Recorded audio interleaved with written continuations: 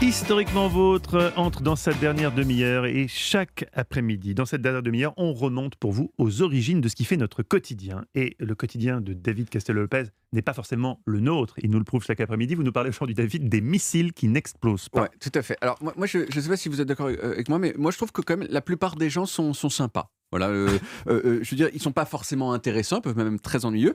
Il y en a qui sont très laids, mais dans l'ensemble, on peut échanger avec eux. Dans l'ensemble, on peut échanger avec eux quelques minutes de façon assez fluide et agréable. Mais il y a quand même des gens qui sont pas bien du tout. Par exemple, les gens qui vous trahissent. Hein. J'en ai quelques-uns en tête pour moi-même. Et eux, vous rêvez qu'ils soient morts. Non seulement par désir de vengeance, bien sûr, mais aussi parce que le monde serait un meilleur endroit s'ils n'étaient pas là, un meilleur endroit sans eux. Mais le problème, c'est que tuer les gens, logistiquement, c'est pas facile, c'est difficile, notamment parce que les gens que vous avez envie de tuer, eh bien, ils n'ont pas envie d'être tués. Hein, et donc, ils ont tendance à se défendre, et ça peut vous poser des problèmes, ça peut être dangereux pour vous. Alors, pour résoudre ce problème, les spécialistes du meurtre, ils recommandent généralement une méthode qui a fait ses preuves, qui est de tuer les gens de très loin. Voilà, ça c'est plus safe, disons, plus sécurisé pour celui qui tue. Les meilleurs snipers du monde, par exemple, ils peuvent tuer les gens jusqu'à 3 km avec leur fusil. Mais le problème, c'est que le sniping, c'est assez incertain. Le sniping, on dit comme ça. Oui, le sniping, le fait de sniper, c'est assez incertain comme méthode parce que la balle du fusil, elle met plusieurs secondes à parcourir les 3 km et que pendant ce laps de temps, la personne que vous essayez de tuer peut bouger. Et donc, vous la ratez. Et donc, vous ne pouvez pas tuer la personne. Sinon, il y a les drones aussi. Ça, c'est assez bien. C'est-à-dire que vous pouvez être chez vous à Paris sur votre canapé à siroter un cognac et vous tuez des gens qui sont au Guatemala. Ça, c'est pratique. Et quand vous en avez marre, vous pouvez vous sortir de votre canapé, vous regarder Koh-Lanta, etc. Mais le problème avec les missiles qu'envoient les drones, c'est que quand ils explosent, ils sont susceptibles de tuer tout un tas de gens autour qui, eux, sont très sympas et que vous n'avez pas du tout envie de tuer. Et c'est là qu'intervient mon sujet du jour, qui intervient donc aux 2/3 de ma chronique. Oui, souvent c'est le cas, j'ai remarqué ça. C'est probablement un record aujourd'hui. Mon sujet, donc, les missiles qui n'explosent pas et qu'on appelle aussi les missiles ninja.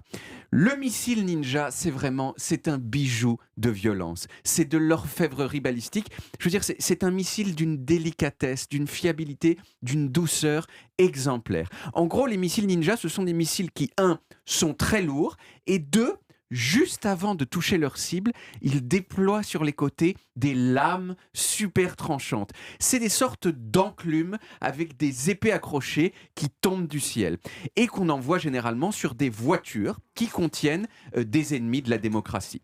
Et le résultat, du point de vue de l'efficacité guerrière, il est splendide. C'est-à-dire que le missile découpe en morceaux définitifs tout ce qui est à l'intérieur de la voiture, mais c'est tout. Vous pouvez être à 1 mètre de la voiture attaquée, en train de manger une glace, eh bien vous pourrez continuer à manger votre glace. Bon, bien sûr, vous allez être un petit peu surpris et ça risque de gicler un petit peu, vous voyez, mais c'est tout. Vous allez avoir des toppings supplémentaires sur votre glace que vous n'aviez pas demandé. Et il y a même des militaires qui disent que c'est théoriquement possible de tuer le passager d'une voiture, mais pas le conducteur. Voilà.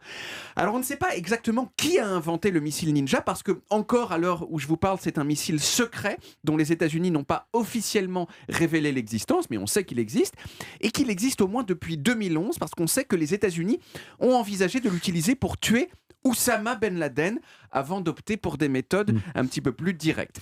La première personne dont on est, disons, à peu près certain qu'elle a été tuée de cette manière, c'est un monsieur égyptien qui s'appelait Ahmad Hassan Abou Kaïr al-Masri, qui était le numéro 2 d'Al-Qaïda.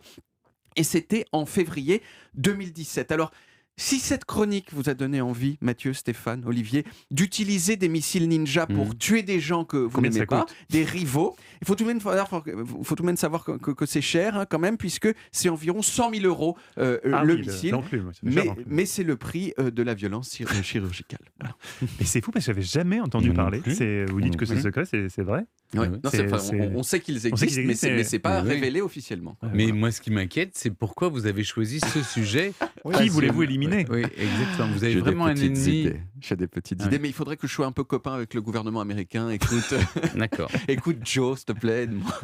Merci David. On retrouve les origines en podcast sur toutes les applis audio et en vidéo sur YouTube, Dailymotion et évidemment sur le site europe1.fr.